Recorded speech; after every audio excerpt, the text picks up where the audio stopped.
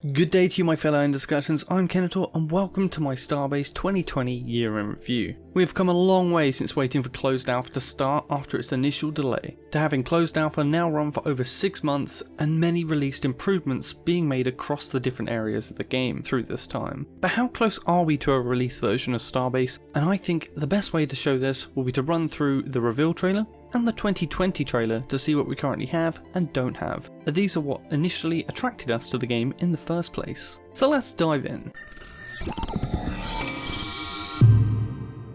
The initial zoom out to reveal a large mega station. It has a central ship shop with landing pads and many lots. While we don't have this specific station, we do indeed have plenty of stations around, including the huge Proya station that comes with a multitude of lots for players to choose from. One interesting thing to note here is the buildings in the lots have been painted different colours, something we don't currently have in the alpha. The next scene shows Endos walking around and a ship arriving. This is pretty standard gameplay and not much to comment on here. That is until we get to the next part showing shops with vendors behind counters. There are no NPCs in the game and the devs have stated that they don't plan on making any, much to my own disappointment. Next we see what looks like some Endos fixing a ship. Why this guy is cutting it up is anyone's guess, but yes, ships are repairable from both parts and with the build tool to fill in the ship's blueprint. We get this shot of an Endo coding a door switch with YOLO. This has never been the case since closed alpha began, and switches can control hinges directly. And while YOLO has seen no improvements, the player base has shown it can already be used to make a great many things, from GPS to automated mining laser patterns. The cable tool works as shown and is a basic feature of the game. Landing pads don't need to be taken off from in this manner as ships spawn above them. Flying out to the belt to go mining is a core feature that we've also had from the start, and the belt has seen various levels of density, but has been scaled back from this extreme level. Mining lasers were indeed introduced and now available for players to use. The cargo lock frames are also available, but currently under redesign.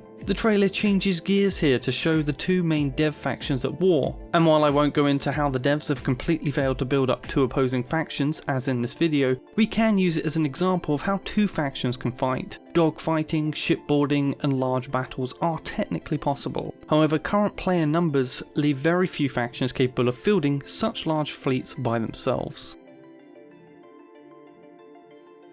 Another thing of note here is that all the weapon effects have been improved and updated to look better as well as improve performance.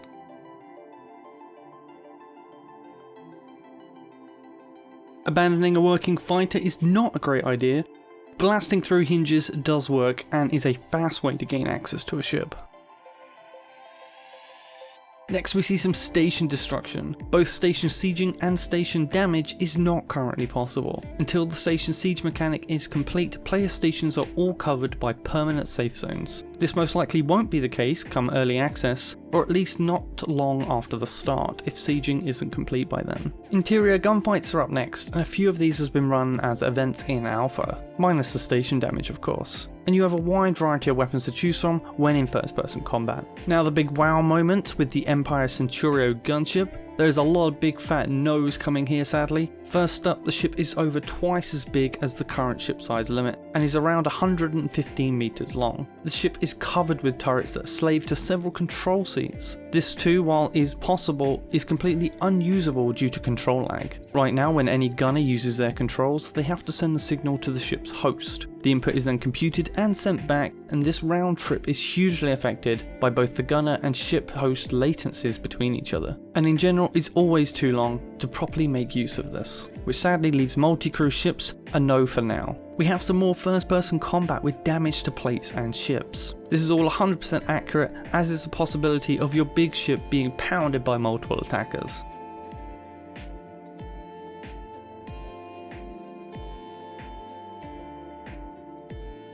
Next we're shown some in-well repairs of a ship. While this is indeed possible, they glaze over some of the repair work needed to refill all these plates and components, something the rescue ship in this example doesn't have the capacity to carry all the ores needed to do so, but it is possible and that's what counts. These Endos return to a smashed station and further repair another ship, which cuts to the end of the trailer.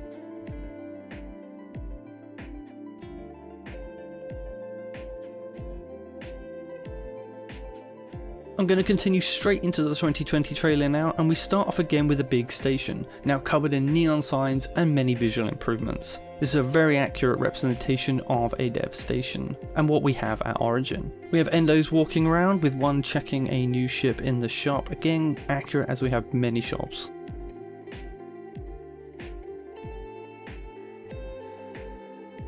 We then get to our first node per the trailer, and this is the factory. This is not possible at all right now and is only starting to be put in the game. We only have the 3D printer, and that puts parts into the station inventory. There is no manufacturing line or build or bolt tools that can go on the robot arms. Both placing new objects and using the build tool are current methods available in game.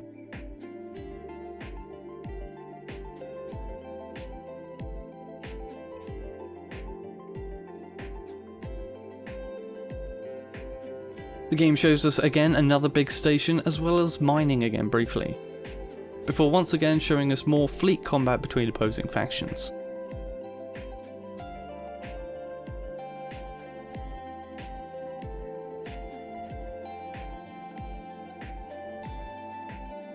This time however with huge numbers of ships. This will be tough to do without the new fixes that are coming later this year, as this many ships will cause huge amounts of lag in the game, but said fixes have been promised to solve this. We are then shown some missile shots that blow up an incoming ship. Missiles and torpedoes have yet to see the light of day in alpha, and mostly because we can't yet build big enough ships to use them against.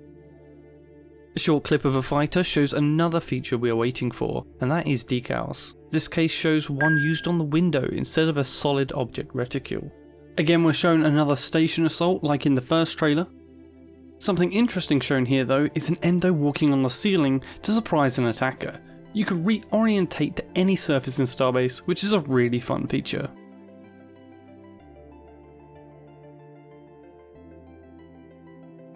Then we are treated to some wider shots of the ongoing battle, and as seen in our PvP events, this looks pretty close to what we have, shots firing off in all directions, as we follow these endos escaping. Flying through a field of ice asteroids, oh how I miss the old look of the ice. While a bit bright even when the sun wasn't out, they still looked great, and sadly these are now gone in favour of a dull matte light blue material. We now see the ship carrying a rock through cargo lock beams, and this too is completely possible in game. The bright nebula they fly through however is not. Instead we have patches of what has become to be known as spooky space.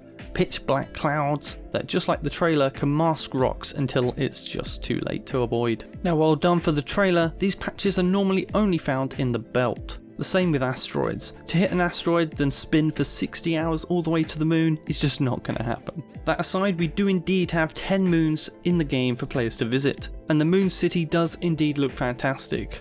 Right now however, it has no use, no shops and no landing pads, and gravity will kill you should you try to land there anyway. And we reach the end of our second trailer. All in all, I think we're pretty close to having what is shown in these trailers.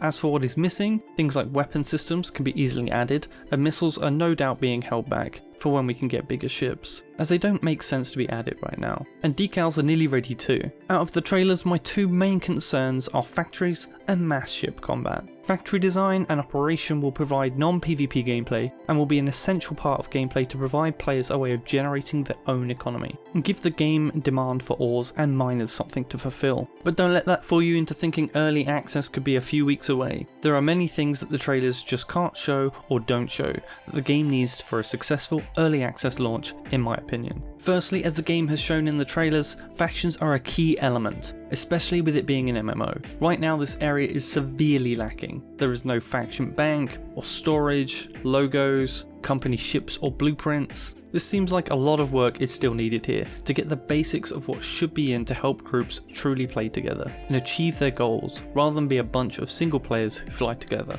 Another feature is player shops. While the devs have been great in this regard by making a bunch of shops to house player ship designs for everyone to buy, and a few factions getting their own unique shops, there is still no information on how this will be done organically in world. Will it be done on our own stations? Will it be done in the lots? How will the supply chain work? For now, we can't even manually trade ships yet either. And speaking of stations, just over a month ago we got the initial implementation of stations. We can build lots of all sizes and landing pads. But we are missing a lot here too. Everything from fuel refineries, marketplaces, ship shops, solar panels, to name a few. These will be essential if you want to live self-sufficiently out of your own station as a faction. Stations are also hugely time consuming, and while we were given the 3D printer device to print off station parts, it's of very little use when it can't be powered on your own station, due to the lack of the aforementioned solar panels. And then we have large ships, as mentioned earlier in the video. Having these big multi-crew ships is not really possible right now, and I will probably have to do a video on this topic separately, as the devs recently revealed plans for such ships that include both exciting new things and some issues that will need longer to address. Hopefully you don't think this is coming across all doom and gloom. The devs are great and working hard to give us the game they envisioned, and I wouldn't trade them for any other dev team. They are open with the community on some of the issues they are facing and what they are working on, including things I've listed here. All are actively being improved and worked on.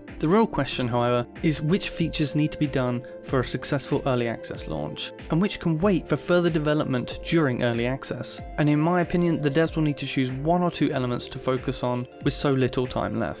Personally, I think stations should be a big part of this. Factions will want a home to operate out of that is away from origin, and many will build towards this as soon as they can. Yet the devs seem focused on something called freeform stations, and for me this seems a bit of a dead end, and will see little long-term return on the time spent to complete, especially when proper stations need so much more work. The other thing I'd like to see completed is the materials loop. Right now we just make stuff out of ore, and this skips refinement completely. Having this full refining loop in place means players won't see a complete shift in how things work during early access. Starbase can learn from Dual Universe in this regard when they changed how their factories work. This infuriated their player base, as did launching without sufficient clan or faction tools. It will be an interesting 3 months as we see the game ramp up for its Q1 release date, and all we can do is wait and see while voicing our opinions on what we feel are the most important features needed. Hopefully they have a bunch of features that are ready and waiting, and there is just a block of feature needing work that is holding it all back. Let me know in the comments which features you are most excited to see in the game, and as always please smash that like button, share the video with your friends at Faction, leave a comment with any questions you want answers to, and I'll see you in the next one. Kenetor, out.